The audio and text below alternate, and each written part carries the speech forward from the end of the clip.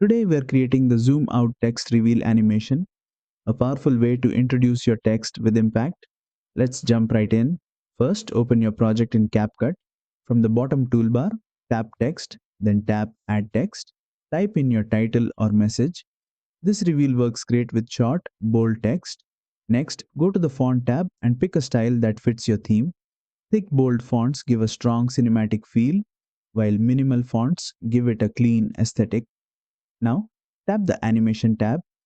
Inside the in section, scroll until you find zoom out. Tap it, and your text will appear large and smoothly zoom back into its final position, perfect for dramatic openers. Below the animation preview, you'll find the duration slider. Slide to the right for a slower, more cinematic zoom. Slide to the left for a faster, punchier reveal.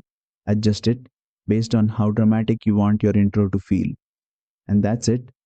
You've just created a smooth zoom out text reveal animation in CapCut Mobile.